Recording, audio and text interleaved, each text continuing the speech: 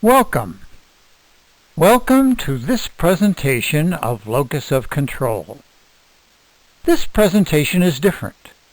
This presentation is different because it's about using Locus of Control, about using Locus of Control to empower learners. You can teach learners to believe in internal Locus of Control. And in teaching them to believe in internal Locus of Control, you will empower them to transform their lives. We will tell you exactly how to do that in this presentation.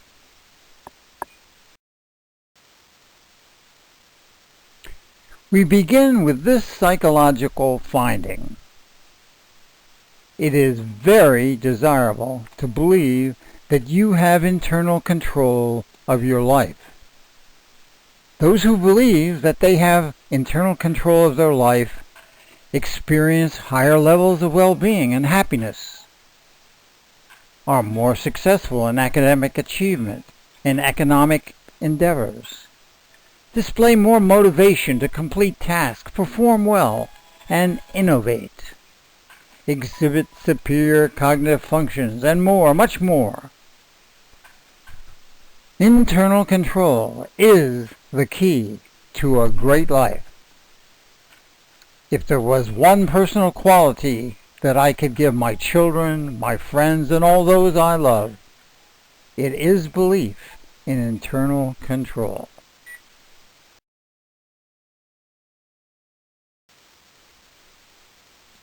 To better understand the significance of internal locus of control, let's look at a specific research study, the Coleman Report. The Coleman Report is considered by many to be the most important educational study ever published. The Coleman team tested and analyzed the academic achievement of 150,000 school children. They identified factors that influenced student achievement, such as family background. Surprisingly, they found school factors had little influence. But one of the major findings of the Coleman Report is that student attitudes are the most significant influence on student achievement, far and away, and the belief in internal control is extremely, highly related to achievement. Note the language used in this report. Very unusual for conservative data-based study. Again, belief in internal control is extremely, highly related to achievement. This is not just opinion. This statement is founded on the statistical analysis of a large body of data. It can make a strong claim to being objective facts. The implication of the Coleman research is that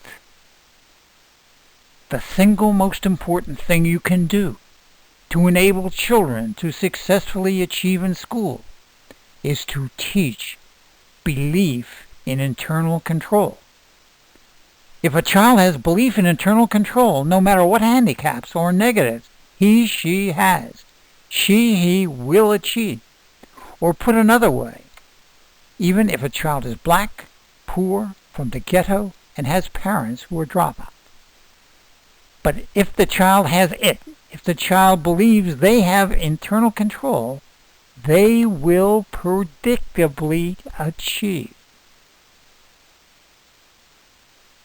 It is with no apology for redundancy for again saying, if I could give one personal characteristic to my children, my friends, and all those I love, it would be belief in internal control.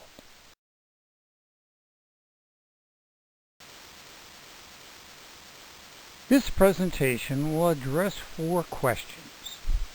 1. What is internal locus of control? 2. Why teach belief in internal locus of control? 3. How to teach belief in internal locus of control? And finally, what are some resources that you can use? Our objective is to interest you, to motivate you, to explore teaching internal locus of control in order to transform lives.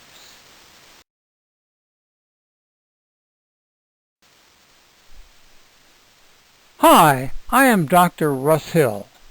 I've been working with the psychological concept of locus of control for more than 40 years. Before we talk about internal locus of control, we need to review the meaning of locus of control. Locus of control is a psychological concept, like, say, self-esteem or fear of failure.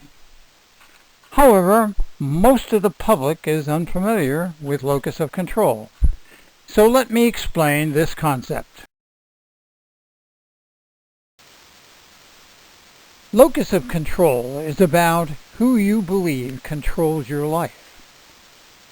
Locus of control holds that individuals either locate the power to control events in their lives within themselves, or they locate the power to control events in their lives outside of themselves in other people or other forces. Locus of control, then, is about who or what you believe controls your life.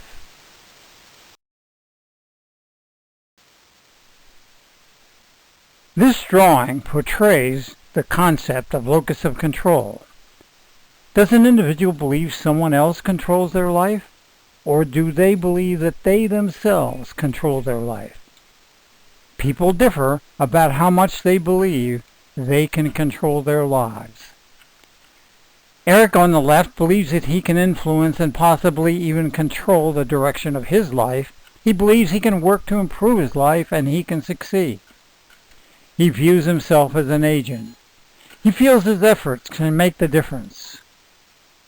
We call Eric an internal because he believes he has internal control over his life. George on the right believes that he can have little or no influence on what happens in his life.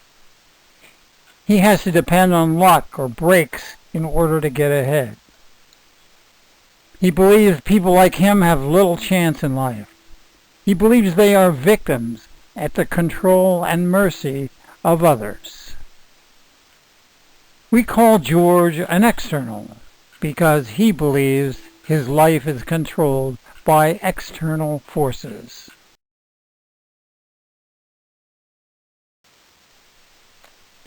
Now, let's consider our second question. Why teach belief in internal control? Why does it matter?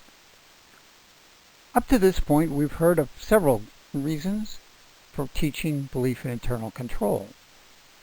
So let's summarize. Research findings from hundreds of articles in juried journals find that internals are happier, healthier, and more successful in life.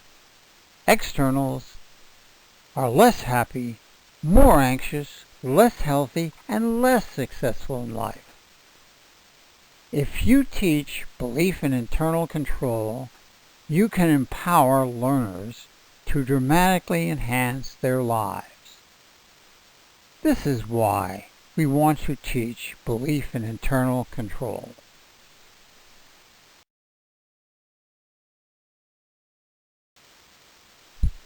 Now, let's address our third question. How? How do you teach belief in internal control? Suppose someone came to you and said, "Tell me how to have belief in internal locus of control. How can I become an internal?" What would you tell them?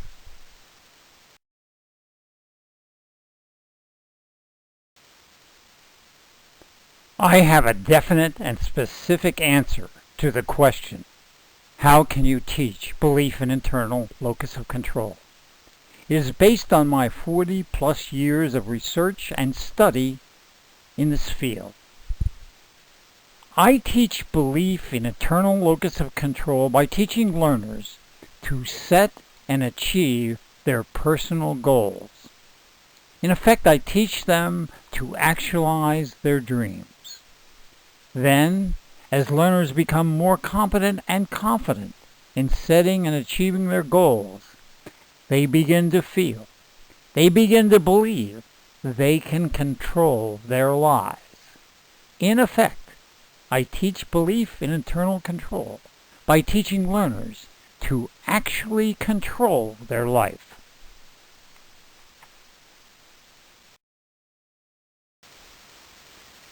You may ask, how do I teach learners to set and achieve their personal goals? I do so by teaching a personal achievement strategy. I have distilled a strategy composed of 6 achievement skills. This is the visual that we use to present this personal achievement strategy to 5th graders. Note the 6 commands. Study self. Get goal ideas. Set a goal. Plan, strive, and evaluate. Note the sequence, the directional flow. This strategy is key. When learners learn to use this strategy, they set and achieve personal goals. When they do so, they become internals. We teach and practice each skill individually. Then we practice using the skills in sequence. We have found that this behavioral strategy is easy to use, and it is self-reinforcing. Learners become excited as they begin to successfully achieve their goals.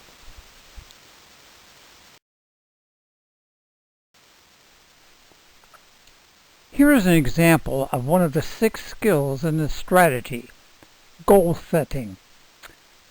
Internals use goal setting to direct and focus their behavior. When you set goals, you decide what you are going to do. Others don't decide. You determine the direction of your life. You are taking control. Sounds obvious, but many people never set goals, don't even think about it. So I have learners practice setting goals. As they do so, they begin to think about what they want to do and how to do it. But there is more. Goal setting is a skill. The seeds of failure are often found in faulty goal setting. So we teach the skills of goal setting. Effective, usable goals are specific, medium risk, and doable. You need to be able to compose effective goals if you want to achieve. We successfully taught 5th graders to employ these skills. They got it and they were able to do it. After this, then, I teach the other behavioral skills in sequence and thereby empower learners to control the direction of their life.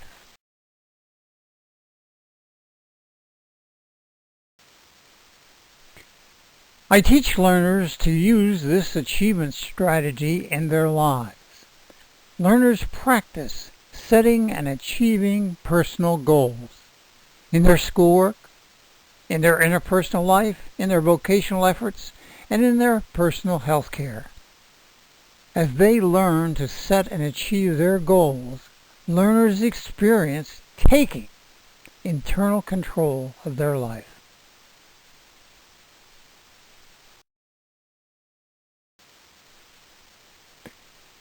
The use of this achievement strategy does not suddenly change learners into high-performing internals. No. But over time, as learners slowly incorporate these behaviors into their everyday life, these skills become habits, and this achievement strategy does transform the lives of learners. For example, the 4th strategy step calls for planning, which we define as listing and ordering tasks. When you make task lists, you are planning what you want to do in the future. You are taking internal control of your life, your future. You actually experience controlling your life. Think a moment. Do you know people who habitually make task lists? Does listing tasks seem to make a difference in their life? They are predictably internals. They probably get things done. They are controlling their life.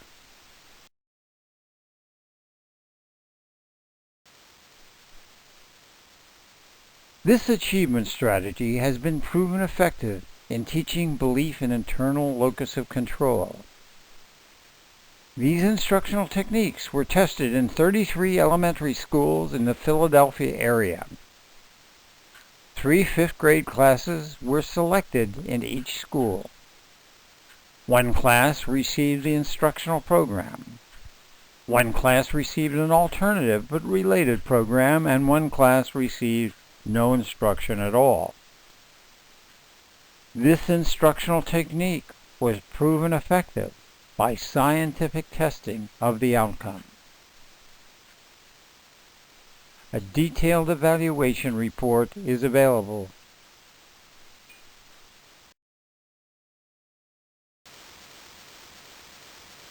You can learn more about teaching belief in internal control by referring to this book. The desirability of being internal is the motivation for writing Teach Internal Locus of Control, which tells you exactly how to teach belief in internal control to others. This book may be purchased from Amazon.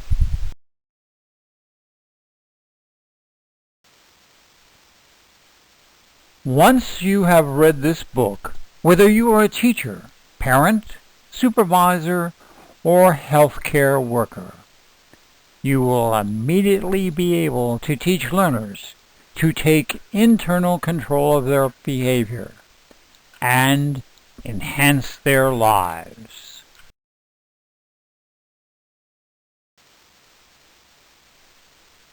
Here are some resources for your possible use. The first website provides additional information about the book, Teach Internal Locus of Control. The second website provides a whole range of additional information, including a detailed report of the evaluation of the previously mentioned instructional program. If you have comments or questions, I invite you to communicate with me via the email address at the bottom. I welcome your contact. Thank you for viewing this presentation. Yours truly, the producer and author, Dr. Russ Hill.